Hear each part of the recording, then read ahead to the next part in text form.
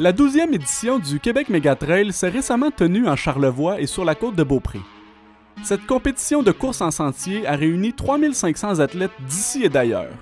Une dizaine d'épreuves, dont la distance variait entre 1 et 160 km, étaient au programme de l'événement. TVCO a rencontré 2 athlètes du Québec et un coureur d'élite espagnol afin d'en apprendre davantage sur les raisons qui les poussent à pratiquer ce sport de haute intensité. Parlez-moi un peu de vos motivations. Au départ, quand vous avez débuté la course à pied dans des sentiers pédestres en montagne, où est-ce que vous alliez chercher vos motivations et cette énergie-là? C'est la connexion avec la nature. Tu sais, je viens d'un monde où c'était la course de route, donc beaucoup centralisé sur la cadence, sur ta montre, sur ton pace. Puis là, tu te ramasses dans des sentiers où il y a pas, tu sais, ton attention se porte beaucoup sur tes pieds. Fait que les racines, les roches, pas rentrer dans l'arbre. Donc c'est vraiment comme c'est une game, c'est un jeu. Fait que je m'amuse en courant en sentier. Fait que c'est vraiment, c'est une nouvelle sensation là puis l'énergie est complètement renouvelée quand il y a quelque chose qui va pas bien, quand tu es en montée, tu as mal aux cuisses, tu sais que ça va finir par redescendre. La foulée est toujours différente, donc tu as beaucoup moins de douleur qui est cyclique comme un coureur de route là où c'est très très très routinier là le pas et Ouais. la cadence. En trail, on a vraiment une cadence qui varie, donc moins de douleur, moins de blessures, plus d'énergie. Ben, tout d'abord, c'est sûr que moi, je suis un coureur sur route. J'ai fait des 5 km, des 10 km, j'en fais encore aujourd'hui, et des marathons. Mais après une vingtaine d'années à participer à des courses sur route et même sur piste et en cross-country quand j'étais à l'université, ben, il me fallait un défi supplémentaire. Et c'est là que j'ai vu les courses d'ultra, des 80, des 100, 110 comme en fin de semaine, ou même voire des 160. Mais pour moi, au début, c'était un peu fou de penser de franchir ces distances-là. Mais en fin de compte, en m'entraînant, je me suis aperçu que c'était possible c'est de repousser ses limites à un nouveau niveau et de voir qu'on est capable. Et pour cela, mais il faut vraiment, durant une journée, qu'on va faire un 110 km, s'alimenter, s'hydrater comme il faut. Et pas voir ça comme une course de vitesse, mais voir ça sur une journée. Et on avance d'une étape à l'autre en essayant de terminer la course. Sur le circuit mondial du World Trail Majors, les coureurs d'élite choisissent les épreuves auxquelles ils souhaitent participer afin d'avancer au classement. Abel Carretero Ernesto témoigne des raisons qui l'ont poussé à venir compétitionner au Québec Mégatrail. Sí, yo, claro, al final viviendo en España siempre es mucho más fácil y accesible competir por Europa, por proximidad. Y en este caso, como este año estoy haciendo el circuito de las World Trail Majors y una de las carreras era aquí en Quebec, pues me surgió la posibilidad de venir a América a competir aquí y bueno, siempre creo que hay que aprovechar estas oportunidades.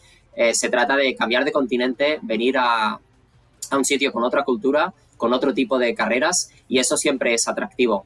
Aunque al final son carreras que normalmente tienen unos estándares muy parecidos en todos los países, pues bueno, siempre es venir a descubrir nuevos sitios y esa parte pues también motiva, ¿no?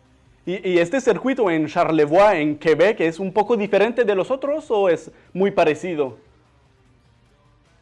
Yo de momento, claro, llevo aquí 3 días. He salido un poco por la zona de aquí de Mont Saint-Anne, donde hay la zona de meta, y he podido ver pues que hay recorrido de todo, ¿no? Un poco técnico también, con piedras. Hemos cruzado varias veces un río, ¿no? Por dentro del río, cosa que allí no es tan habitual.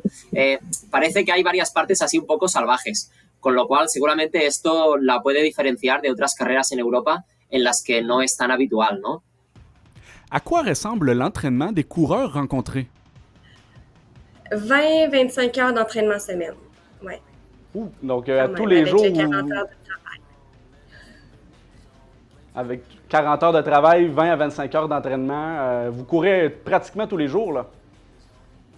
Oui, oui, mais je fais beaucoup d'entraînement jumelé combiné avec du vélo. Donc, je fais ce qu'on appelle l'entraînement croisé, juste parce que ça hypothèque beaucoup moins le corps pour l'entraînement pour de l'ultra-distance. Si je faisais mes 20-25 heures semaine seulement sur mes jambes à courir, je pense que j'aurais peut-être plus de blessures.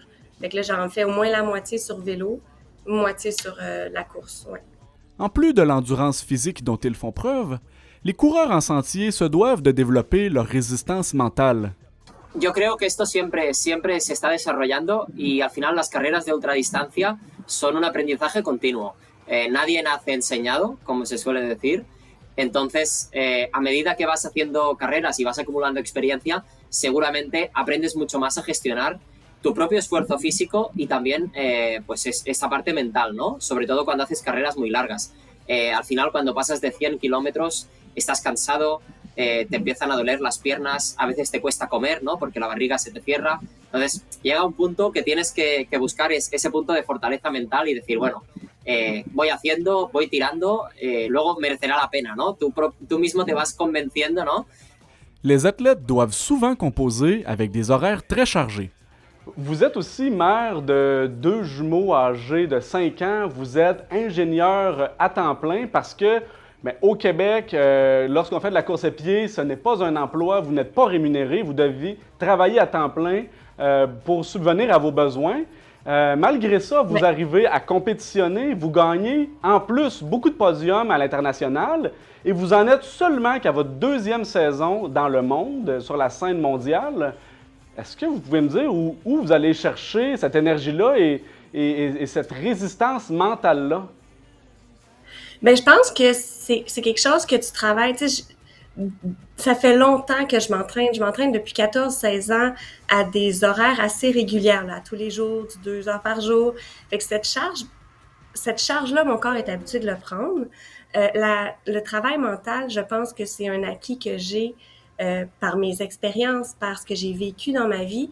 Fait que c'est une force mentale que tu peux travailler. Fait que la personne qui se lève le matin, qui est comme, aujourd'hui, ça me tente pas d'aller courir, je vais pas courir, puis qui ne va pas courir, elle travaille pas cette force mentale-là. Mais la personne qui, malgré les enjeux, malgré le stress, malgré des fois l'horaire qui est restreint, va quand même aller courir, c'est tranquillement, pas vite, cette façon-là qui fait en sorte que tu travailles ton mental pour finalement arriver à une course comme ça où tu compétitionnes contre les meilleurs au monde. Je vais aussi me répéter ça dans ma tête souvent, que ces meilleurs au monde-là sont rémunérés pour être sur le podium. Et moi, je compétitionne contre elles en me disant, tu sais, j'ai une pression en moins, c'est sûr, j'ai pas la pression de performance. C'est seulement moi qui me mets cette pression-là. Là. Je suis quand même bonne pour m'auto-mettre de pression.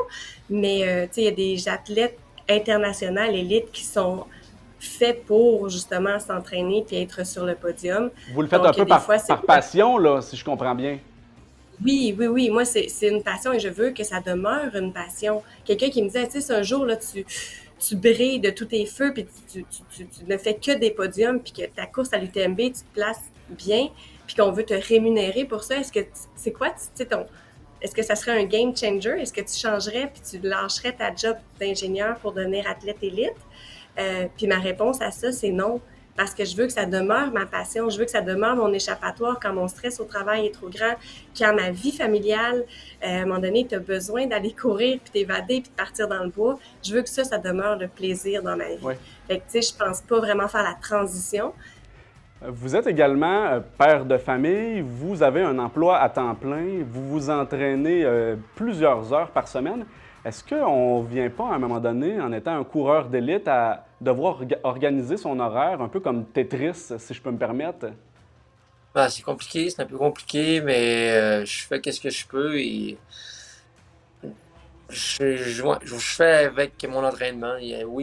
Certains coureurs de haut niveau sont très, très forts, ils s'entraînent vraiment beaucoup plus que moi.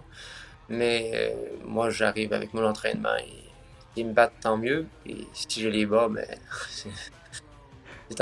parlez-moi-en de vos attentes là, pour cette fin de semaine, lors de votre épreuve. Est-ce que vous avez des prédictions? Est-ce que vous avez des attentes particulières? C'est certain que j'aimerais ça terminer dans les premiers. Mais j'ai une très bonne saison cette année sur route. Donc, ça va être ma deuxième course en sentier. La première, je l'ai gagnée. Mais je n'ai pas nécessairement de grandes attentes. Je veux juste terminer, je veux bien gérer. Et si j'ai réussi à terminer à bien gérer ma course, je vais être dans les premiers, sinon pas. Suite à cette fin de semaine de compétition, Geneviève Asselin-Demers a remporté l'épreuve du 80 km chez les femmes. David Savard-Gagnon a également été couronné aux 110 km chez les hommes. Quant à Abel Carretero Ernesto, il a dû abandonner sa course au 122e kilomètre de son épreuve.